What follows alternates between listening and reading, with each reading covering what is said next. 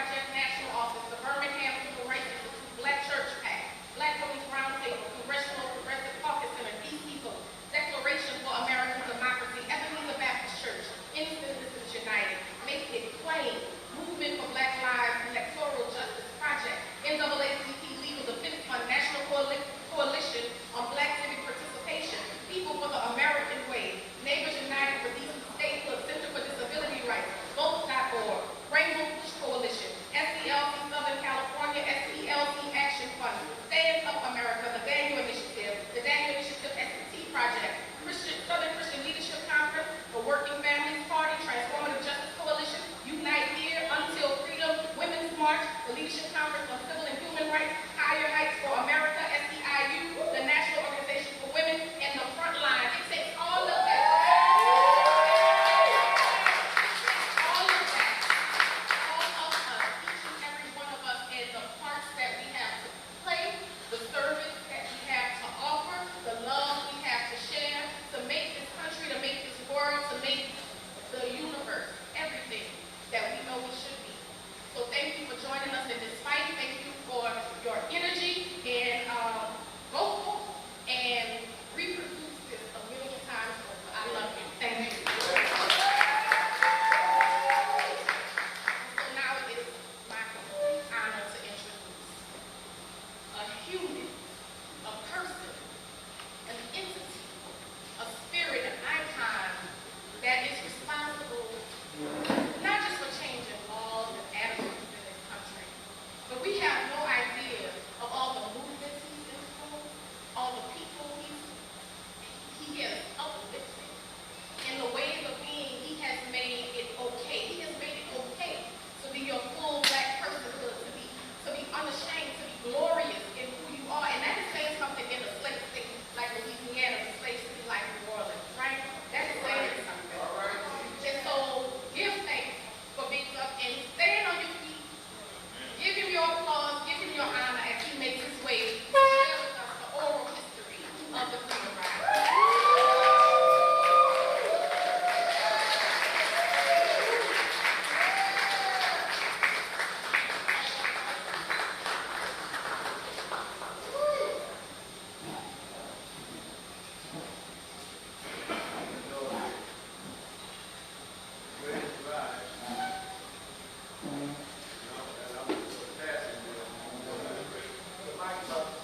Greatest ride was when my mother was going back and brought me into the world. That's the greatest moment as it relates to the other steps in my existence. My first demonstration was on the bus when I was about 10 years old. My father was a seaman. And one day we were coming from fighting some boxers. We got on this bus, and there was a seat that was vacant, and my father told me just to sit. It wasn't a sit-in. If my father would have lived, they would have worded him there. If he'd have stayed in the country, he would have died then. So by him standing on that boat, that helped him to laugh. But he told me to sit. It was no demonstration. The bus was crowded and they had a vacant seat. Well, one time when I was coming down from where Noble is, my grandparents lived down there, I got on this streetcar and I took a seat because I was tired. I was known as a player. A player meant that you kept balls in your pocket, you carried a top, you carried baseball stuff, anywhere you went you could get into a game. But when I got on this streetcar, and after a while, the conductor started cussing and pointing at me, and the white folk got up and was carrying on. Somehow, some way, many of my experiences are always encountered a black saint. This elderly black woman came from the back of the streetcar, and she just slapped me inside of my neck, told me don't disrespect the white folk, grabbed me by the shirt, told the man to stop it. She wanted to get me off and take me home and get my behind bus for disrespecting the white folk. I go to this place at least twice a month It's on St. Claude and St. Bernard. It used to be an Autolex store. And she grabbed me and she told me, don't you ever stop. And she was crying. She said, don't you ever stop. But I didn't plan it as a sit-in. I didn't even know the word. I just took a seat like my father had told me earlier. And this lady just hugged me and hugged me. And she said, she quoted a prayer. It was not like something that was English. It was not like something in tonality that I could even but express. And I was telling Dr. Hansberry about this. This is Lorraine Hansberry's uncle. Lorraine was trying to get me to go back to college. So she sent me to see Dr. Hansberry at Howard University. And when I knocked on the door, his wife came to the door and said, young man, come on in. And Dr. Hansberry said, look, stop. If you don't go back to school, don't you come to my house no more. My niece sent you here because she must see something in you. Say, I'm going to give you 20 minutes. After I got in, we talked for about 3 hours, me and Dr. Hansberry. Now, that all started with family in some indirect ways. Oh, but Lord, the woman who grounded stuff in me, and my mother suffered with seizures. She was what she could knit, she could sew, she had a photographer, she used to make pieces for the back of the bed, but she was selling some things to some white folks. And they had a set of great books.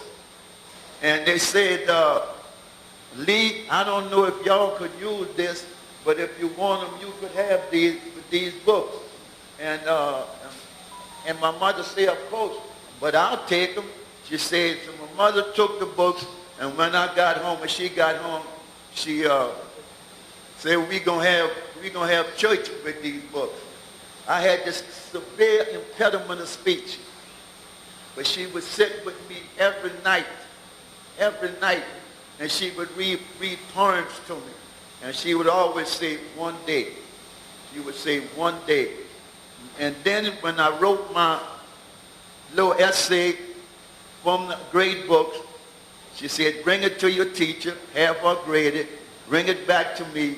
And when she went to the white folks' house, she took my essay and she just dropped it in the house like she had lost it, but she wanted them to see it. None of her children was at my level, and I was 3 years younger than them, going to a segregated school. And the white woman was ashamed for what I had put down on a piece of paper, what I was doing with the great books.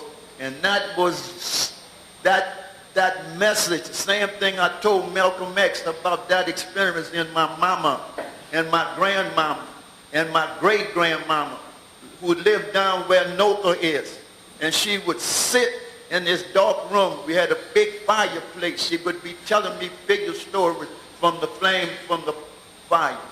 And she would only send for me when we could sit by that fireplace, and she would just talk to me and talk to me. Now, the reason why I took that little joint there, I know y'all may have interest in these things in terms of sit-ins and freedom rides and this. Once I was in jail, and it was myself, Richard Haley, the other fellow named Skip me because he was in there a while with us. But anyway, the whites would come to the jail, and they would come near the cell to see the communists. They called us communists.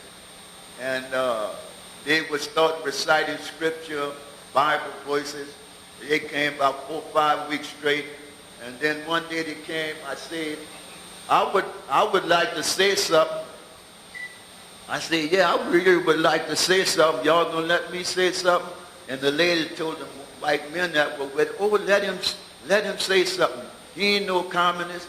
Let's let him say something. He want to say something. So I said, thank you, miss. I said, what I want to say, they got a number with it. it's the number after 2. I think it's the 3. I said, that's what you want to say? Oh, he said, you mean the 23rd song? See, I don't know about the 23rd song, but I know about the 2 and the 3 or something, but I really won't say it. So she said, oh, let him see it. We done reached his soul. I said, yes, ma'am. So when I started, I said, oh, Lord. Oh, Lord. She said, take your time, son. Take your time. Say, I say, Lord, I just want you to know I want to be free. The white folk, they got mad. They carried on. And then, one of those, I done been in demonstrations. Me and a friend of mine named Isaac Reynolds, we was down in Fayetteville. Partly the reason why I'm on this cane, we was near Army base, and they was spraying stuff on us, something McKinney said to Agent Orange or something. But I was real young then. They said when it first happened, they told me in a few years I would probably be crippled. Blah, blah, blah. Now, I got on this cane maybe about 9 months ago.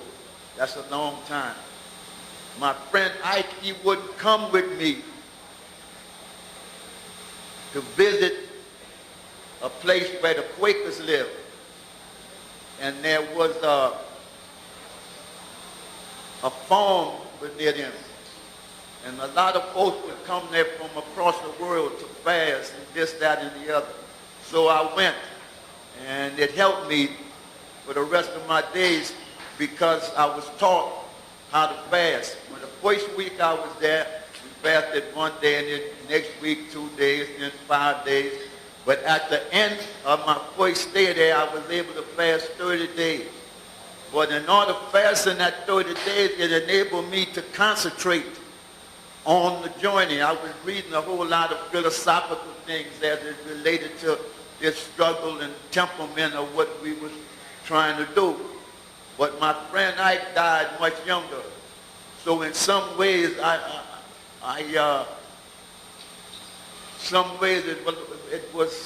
it's strange for me to even try to bring some of this up because I survived that. In each situation, there's been some connect with a black female presence. When I was down in with Miss Hamer and them outside of Roosevelt, I had been injured in something. And so for many days I was going in and out of consciousness. So these women came, and I was in this bed, and they would surround my bed, and they prayed 24 hours every day. And the men would come in and get on the walls, and when the women would be praying, some of the men would hum. There was a lady came, she came in, and she was not old.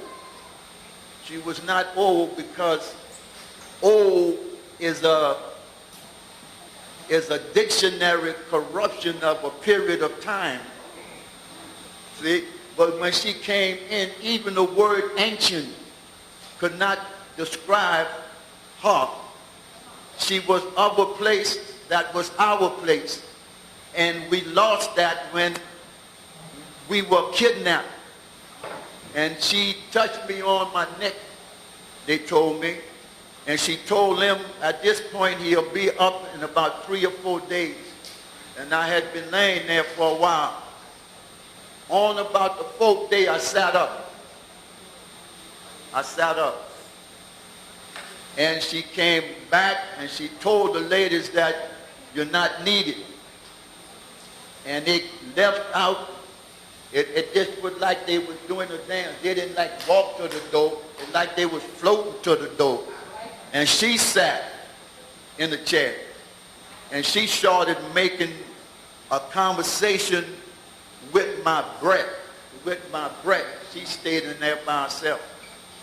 You may not believe this, but when I got up, the only thing I could see was the streets of New Orleans and me as a boy dancing behind the second line. she had brought me that way. So that I'm not fearless. I'm just spiritually grateful for surviving situations, just so many. And before I sat down, there was an experience on a bus. We were going into Jackson on the first ride. Before we left this house, I think, in Montgomery, I think, Dr. King came and tapped me on the shoulder. And he said, young man, I wish you luck with your ministry. I said, no, indeed, Doc. I'm not the one to be a minister. So he said, but anyway, I still wish you luck. He said, but that young lady that was with y'all, she just made me know that this movement is going to be a success. Dr. King was crying. He had tears coming out his eyes. And he said, what was her name? I said, Julia Evans. She was young. She was about 18 years old. But the dynamics of her person, she was wrapped in something with her grandparents, and she was church and Sunday school. And that anchorage made her fearless. Fearless. She was going to court one time. We were in court, and the judge said, next, blah, blah, blah. She turned around and told the lawyers, don't pay no bill. She asked the judge, she told the judge, you ever heard of Paul and Silas? You ever heard of Paul and Silas? She told the judge this, and she walked towards the door to enter the prison. Now, I knew I couldn't do nothing less. You know? And she was about 18 or something. So many of those, and then on another occasion, she would write songs. She and Doris Castle, Oretta's sister.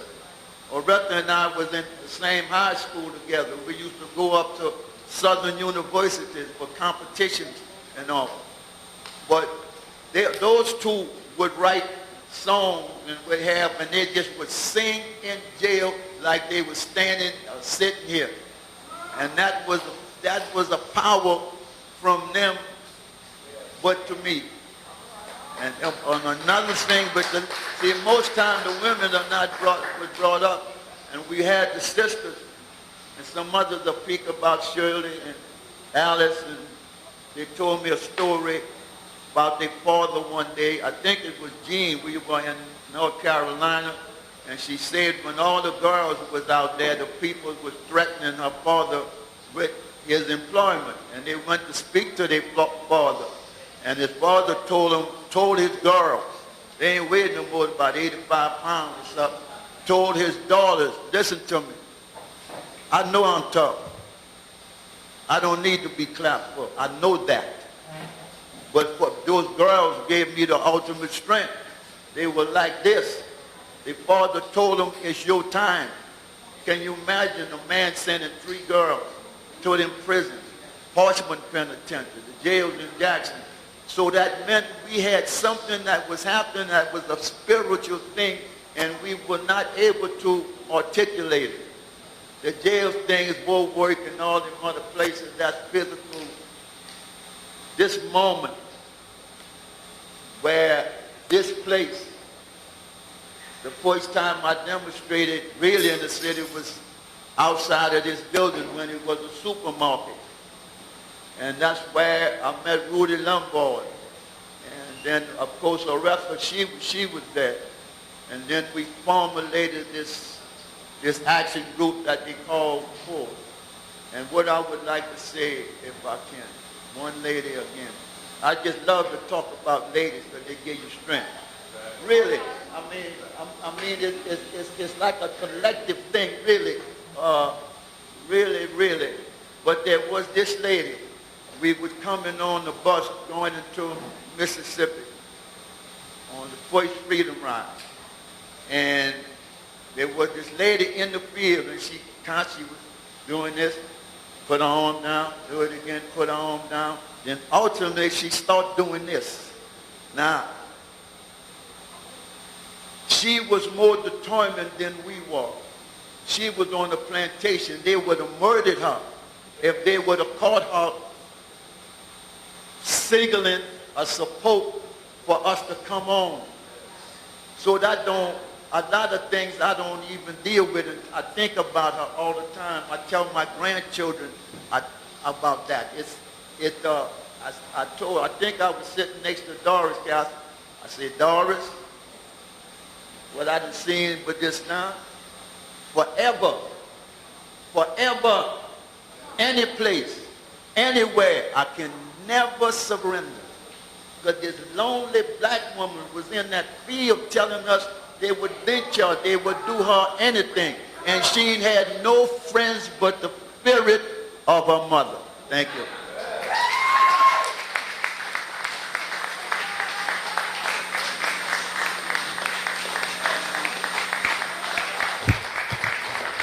Oh, freedom.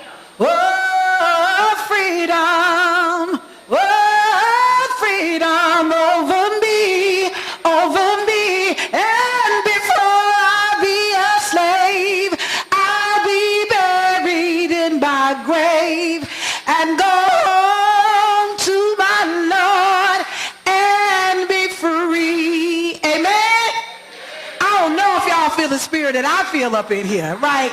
But Big Doug, listen, I'm here today with Black Voters Matter, but let me tell you, part of me becoming an organizer is because that brother that just left the microphone right there.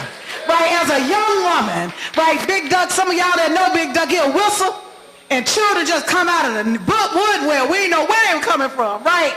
That he literally always would take the time to pour into us as young people and as young leaders and organizers. And so I know we got a tight show, so I'm getting ready to go on and bring up another, not only, I'm telling y'all, New Orleans done fed into me, done poured into me, but this next brother that I'm going to bring up that is actually going to, I call him affectionately Uncle Ted. Now all y'all can't call him that, but I can. This is my Uncle Ted, Ted Quant, who literally is, if I say that there's one human being that God has on this earth that is the embodiment and the being consistent around love. Like when I think about him, I smile. When I talk to him, I feel happy. Everything in me because of who he is, right? And for a number of years, he would bring young folk up to Selma, Alabama every single year to do a leadership training camp and a leadership training program I was a part of. And so he would often pour into us and encourage us. When other folks was mad, he was encouraged. So I'm going to bring up you, Brother Ted Quant. Let's give some love for my mentor, my leader, Brother Ted Quant.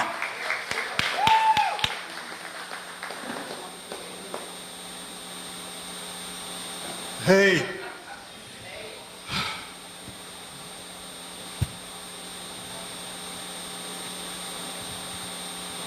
You know,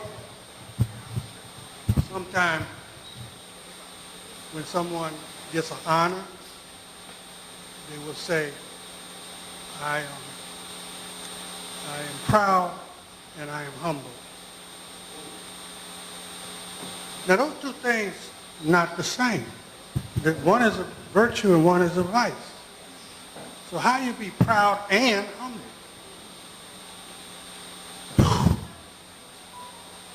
Right now, I am proud and humble.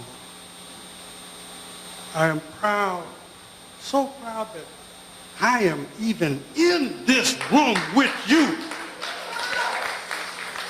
All this power, all this sacrifice, all this blood fighting for our freedom, all the courage that we just heard about, all the courage that they did facing blows.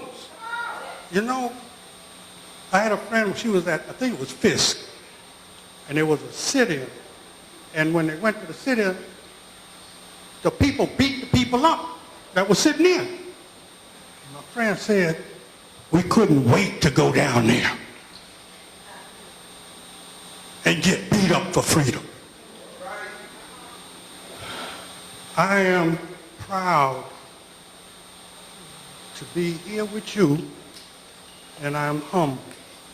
I looked up the word humble, and one of the definitions is to have appreciation acknowledgement and appreciation of the contributions of others that are greater than your own. How can you not be humble in the face of accomplishments greater than your own when people's blood is on the street for our freedom?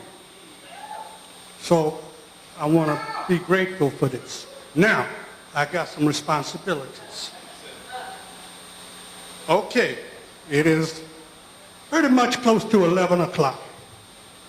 Now I can't read my daggone phone. Old people get on my nerves. I'm 75, so I'm talking about myself.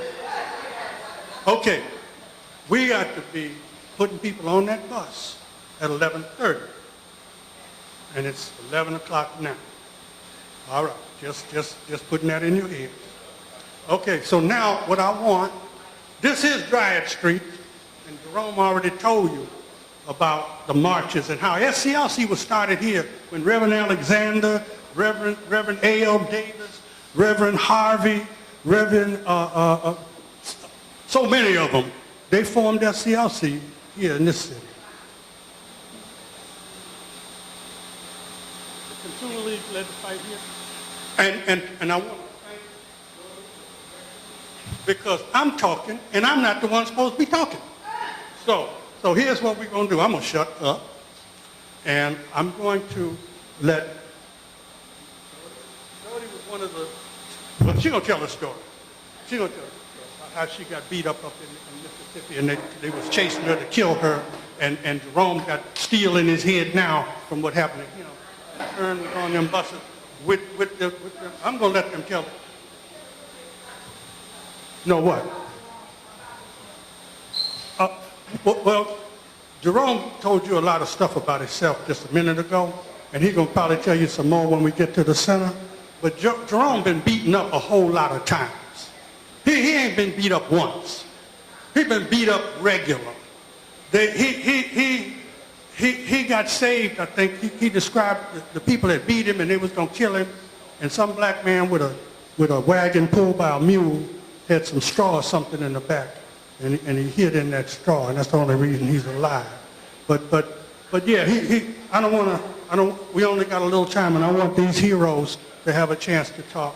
And so what my only role is going to be, let them tell their story, maybe leave a little space for y'all to ask some questions, but we're gonna say goodbye to this place at 11:30 so they can get on that bus and be at the Treme Center. So we good? All right. I want to say more because they the heroes that's here today, the Freedom Riders, but I'm gonna let them come with their story and we can have question and answer.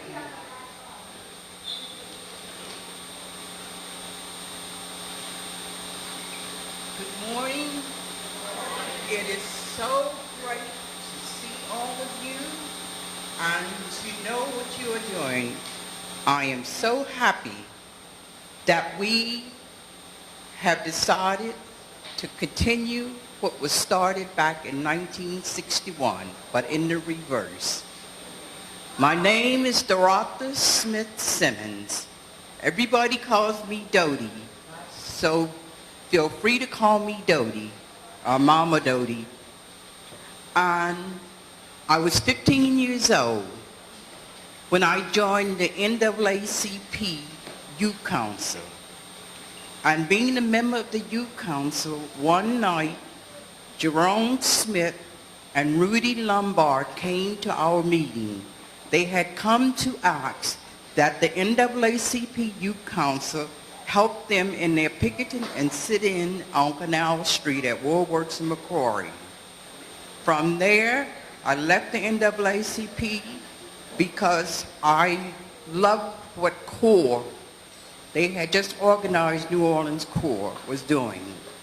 At the NAACP meeting, they talked about court cases and this and that going through the court. And we just sat and listened. But with CORE, it was about action, nonviolent, direct action. Jerome spoke about fasting. We had to do that. We had to learn how to take licks and not fight back. We did it. My mother told me not to join Corps.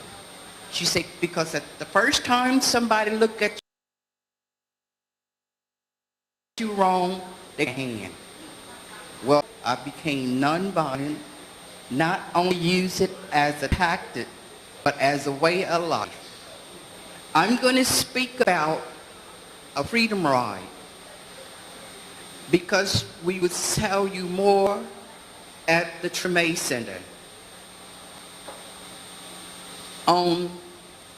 I thought I would be a freedom rider. When the bus got bombed in Anniston, Alabama, and the riders was beaten in Birmingham, and they thought the ride was over, the Thompson sisters, who were my best friends, we've been friends since I was 2, and Alice was 6, I think, Jean was 3, and Shirley was 2. We have been friends for that long.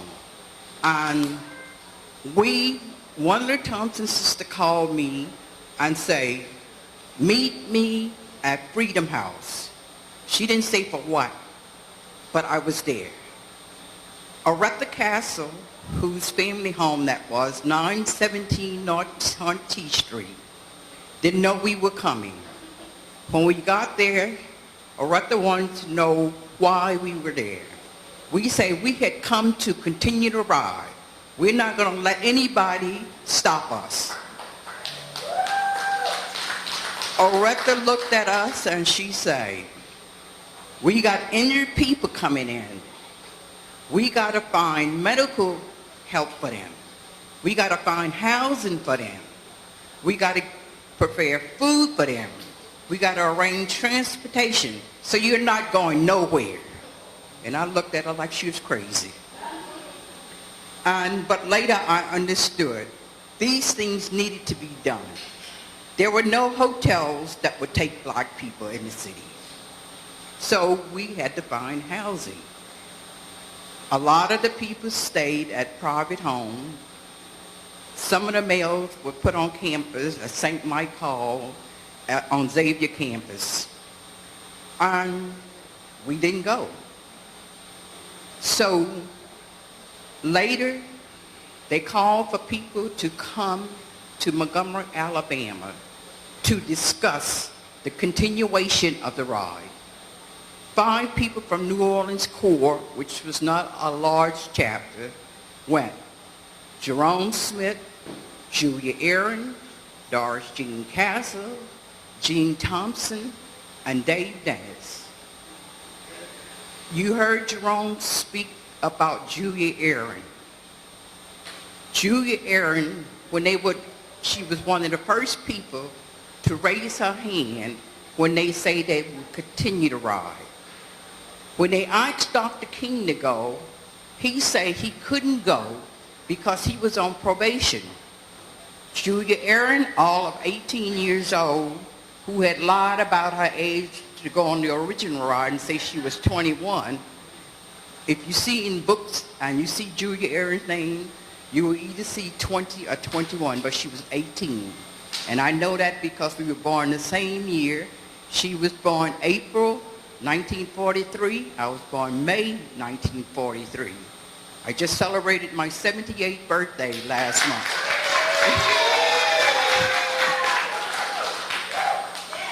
But anyway, 80. Anyway, when they were asking King to go, and he said, I cannot go because I'm on probation. Julia raised her hand and said, I'm on probation too, but later I had to remind Julia that she was not on probation. She had skipped bail.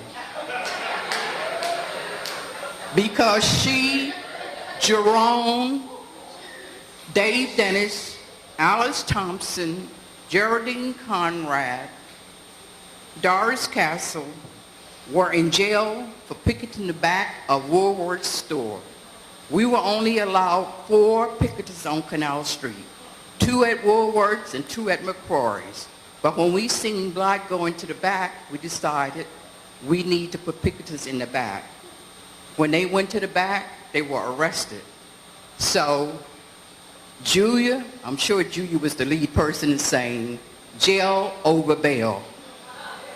But they did get out, and when the call came for people to come to Montgomery, Alabama to discuss the continuation, they met at a Dr. Harris' house.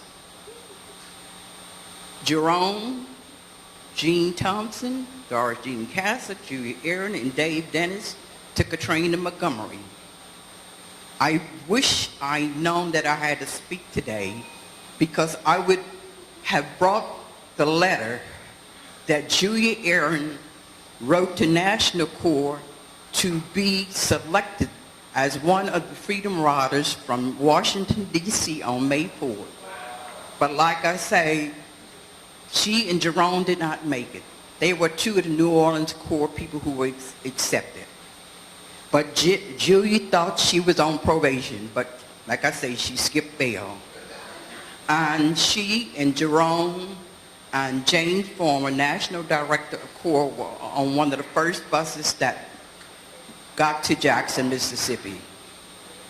And the Thompson sisters, 3 of them, like Jerome say, I think Jean weighed the most. I think she weighed 94 pounds at one time.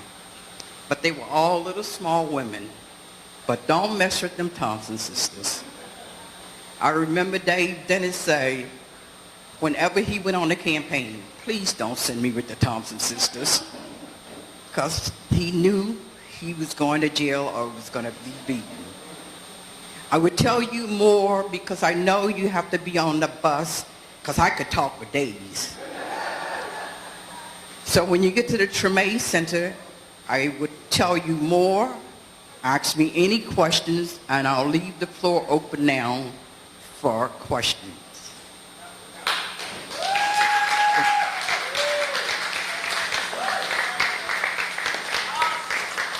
Thank you, Dodie. Thank you so much.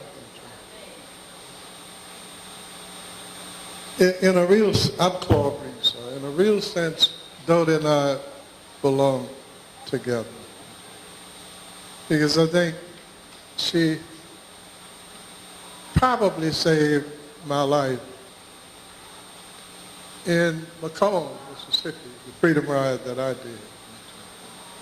Long story short, Jerome and his group on a Monday got beaten up bad enough for the next group that I was in, the group that came before him, and the groups that would come after him. And when they finally got away on a Monday, and Dodie was running down the street in her high heels. Didn't you have high heels with you? Some kind of way she and Jerome met up at some distance from the bus station on Canal Street. And Jerome is Jerome now. He was Jerome then. He's going to always be Jerome. Jerome said, Dodie, here, call Bobby Kennedy. And he gave Dodie Bobby Kennedy's telephone number. Now, they are running for their lives from the bus station on Canal Street. Dodie's running in high heels right there. Jerome, when they got tired of going at him in, 3 or 4 other different ways, they went at him with brass knuckles, as I understand it, in the bus station on Canal Street in Macomb. And so, he says, Dodie, here, take this number, call Bobby Kennedy. And, Dodie and the rest of us who have been obedient, who only know how to be obedient to Big Duff right here. She called Bobby Kennedy's number. You got somebody in his office, huh? Did you get Bobby Kennedy on the line? In Macomb, Mississippi, when we got to the terminal, being testers, we had testers and we had observers. Jerome Smith was the observer. He got off the bus before us, went into the terminal, went to the ticket counter to purchase our return tickets. After a while, the four of us, George Raymond, Alice Thompson, Thomas Valentine, and myself, went to the lunch counter, sat at the lunch counter. George Raymond said to the waitress, "May I have a cup of coffee, please?" The manager came out and said, "Greyhound does not own this station. Please leave." George Raymond again said to the waitress, "May I have a cup of coffee?" Young white Macomb citizen got up, walked over to the coffee maker, poured out a cup of hot coffee, walked behind George Raymond, poured the coffee over his head, and hit him in the base of the neck with a coffee cup. At that point, Jerome, who was at the ticket counter, and people didn't know that he was part of the group. But when he signaled for Alice and I to go sit in the waiting room, all hell broke loose. They started beating Jerome with brass knuckles. And Thomas Valentine was a little guy. They took him off the stool, threw him on the ground, and he bounced up like that. They caught him again and threw him down again to the ground. They were chasing George Raymond, who I've never seen anything like that. The lunch counter is here, and there's a glass partition. About this much room in the back, and not much room in the front. But George was running and jumping over that partition. They were running around again. He jumped back over. When George saw that Jerome was getting beaten so severely, he stepped in and took some of the licks that were meant for Jerome. I really believe, had it not been for George Raymond, Jerome would not be here today. Yes, he still suffers from that beating that he took in Macomb. And that's what Claude is talking about. Oh, I'm supposed to tell you about the telephone call.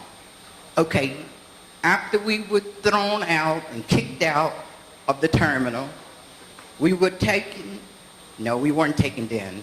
We were running. I was running behind Jerome. And a truck passed, driven by a black man. Jerome dove into the back of the truck. And I say to myself, oh my God, what am I gonna do?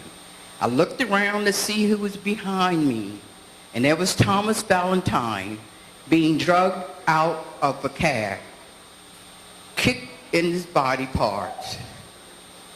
I didn't know what happened to George and Alice. So I start running, and I ran around, and we didn't see one black person when we got there. Yeah, well, when we went on these campaigns, we dressed like we were going to church, so I had on heels. And these black people surrounded me. Well, after they surrounded me, and I say to myself, you're gonna calm yourself down, walk out of this crowd, up the hill, like you go into clean Miss Ann's kitchen, and when you get out of sight, run like hell. That's what I did. Then I heard my name. I said, how do these white folks know my name? But it was the truck that had picked up the rest of the people in Jerome, and it was Jerome and them calling me. But I ran even faster. So when they finally caught me, they took us to the White Castle Cafe and Hotel, where Dr. James Anderson took care of us. After he finished taking care of Jerome, Jerome said to me, get Bobby Kennedy on the phone, and I went. And he said again, get Bobby Kennedy on the phone and call out some number. So I called the number, expecting a secretary to answer the phone. I say, hello, my name is Dorotha Simmons, and I'm calling for Attorney General Bobby Kennedy. He said, this is he. And I went, whoa. And I say, well, I'm calling for Jerome Smith. He said, I am aware of the situation. There are FBI agents out front waiting to take you back to New Orleans. Being all of 18 and a half, I say, oh, no, they won't. We're going back to New Orleans the way we came, by bus. And I gave the phone to Jerome.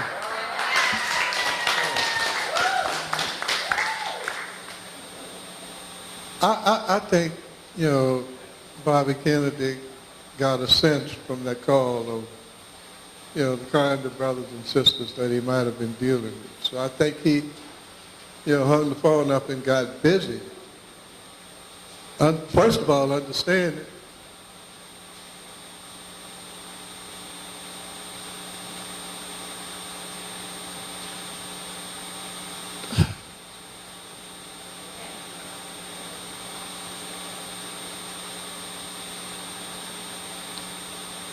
Understand it that we were coming back. I mean, that was a Monday, and look at what happened. And, you know, what about all the promises that, you know, Bobby Kennedy had made, and none of that, you know, was borne out on a Monday. And they probably had a sense of, you know, a soul down here in New Orleans named Aretha who would react to that in the right way, which was to make sure that we went back to Macomb. And that's the, you know, the group I was in that Thursday. Let me shorten this. Nothing happened, although all of Macomb was downtown on Canal Street. Like 3 or 4 deep on both sides of the street, you know, the bus with 5 of us on it and a bus driver, you know, rolled down the street, you know, there was all kinds of noise and stuff. But nobody attacked the bus, you know. They kind of got, you know, a little anxious when we got off the bus at the bus station and went inside. Nobody attacked us or the bus. You know, we got in, did, you know, our business of integrated the interstate bus facility. And, you know, some brave souls from Macomb picked us up at lunchtime, brought us probably to White Castle again. When they came back, you know, the crowd was still there. They were rowdy, you know, but, you know, nobody got attacked. We were able to get on the bus. You know, 6 of us were on the bus getting to Macomb. The 5 of us and the bus driver. We thought it would be 6 of us leaving Macomb, but it wasn't. It was 8 of us leaving Macomb. 5 of us, the bus driver, and 2 young guys in their 20s, white from Macomb, got on the bus. They sat opposite, in the aisle opposite us. One in the front, one in the back, right? And I guess, you know, I know I said, okay, this is different. This is interesting. Bus pulled off, still nothing happened. And the bus, you know, cleared downtown Macomb, which didn't take but a few minutes for sure. This is Macomb. And got on the road that leads, the deserted road that leads to the highway. And I was sitting in the back, and I just happened to glance back. You know, I saw a couple of cars, that didn't bother me. But then I saw 2 went to 3, and then 3 went to 4, and then 4 went to 5, and I said, oh, this is getting interesting. Then all of a sudden, the bus driver slammed on the brakes, and opened the door of the bus and two state troopers, white state, Mississippi state troopers got on the bus, didn't say a word. They went right straight to those two guys who left the bus station with us. Grabbed them in a not careful way and ushered them off the bus. Right there. And then, we pulled off. Right there. Anybody who is bothered to do any reading about that time would know about the bus burning in Anniston, Alabama.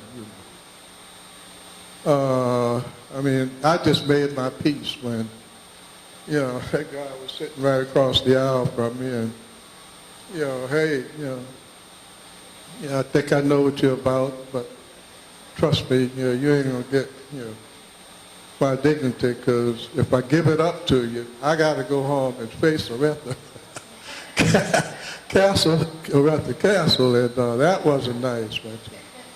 And so I will always believe that call on a Monday that Dodie made to Bobby Kennedy's office kind of had something to do with McComb changing its plan from an all-out attack downtown at the bus station to a second bus party.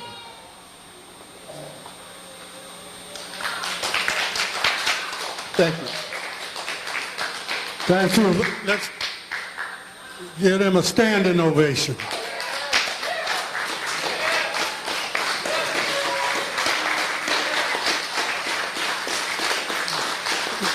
Just imagine you're going to get on a bus knowing you're going to get your butt kicked, knowing they're going to beat you up, but you're going to get on it anyway. And then say, put me in jail, I don't want no bail. So we're going to go over to the Treme Center.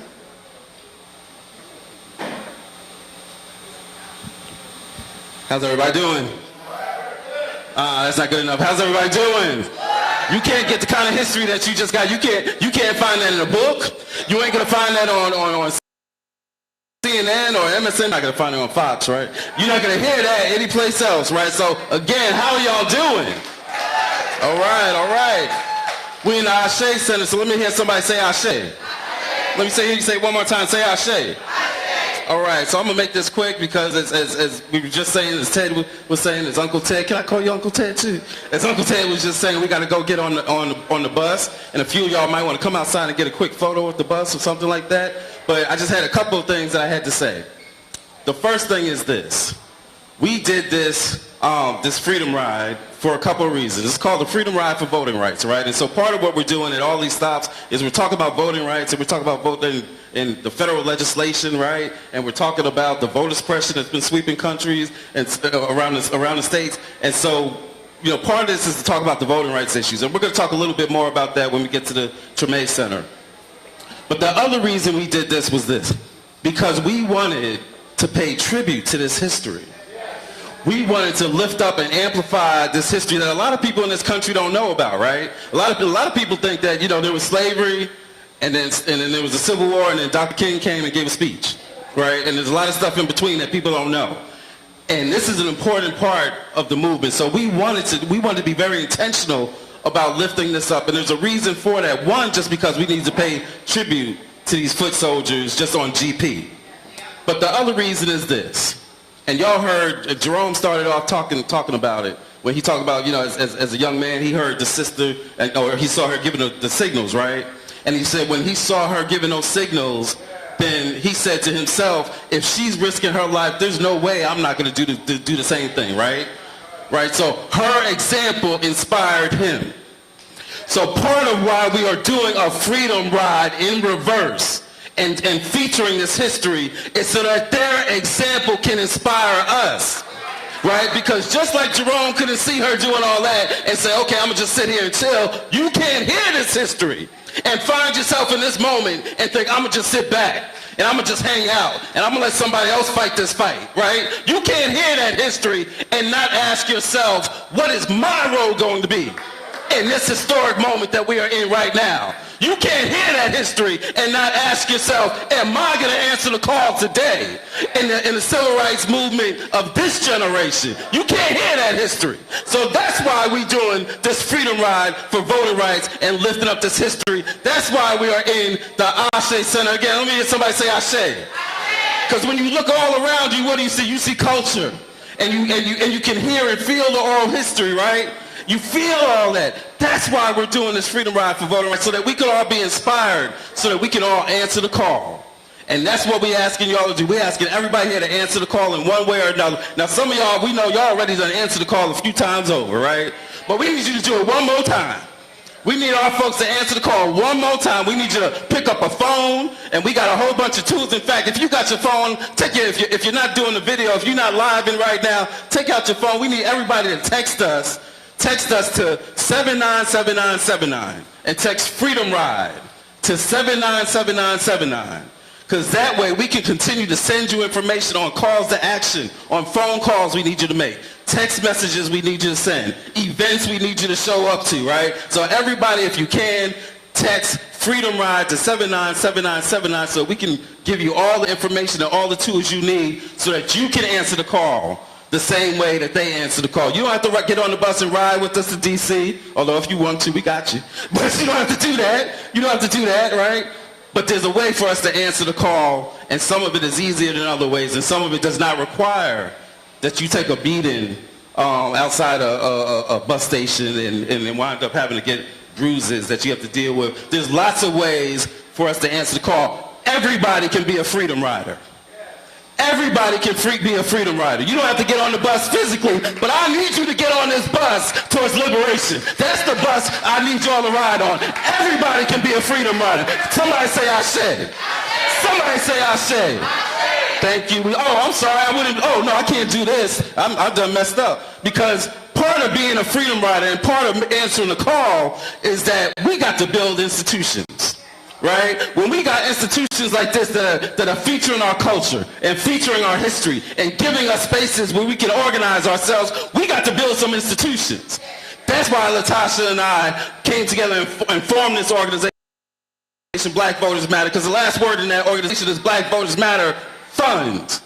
And so I'm so pleased today to announce, and it's not everything that it deserves, but it's a little bit of what it needs. We're going to give a $5,000 donation to the Ashe Center so that they can continue to answer the call. Thank y'all. Thank y'all. Who am I? Am I bringing somebody else up? Tiffany Lofton. Thank you so much. One more round of applause for our co-founder, Cliff and Latasha, and of course, our Freedom Riders. So folks, we're going to go ahead and wrap up here. This is the end of the program. We're going to take some pictures outside of the bus. By 11:30, if you came on the bus, please be back on the bus. It is leaving at 11:30. The doors will be closed at 11:29. The bus is leaving at 11:30. It's 11:29 right now? Please get on the bus. The bus is leaving at 11:30, and I do not control that. They are just automatically leaving. Please be on the bus. Thank you so much again. God bless you.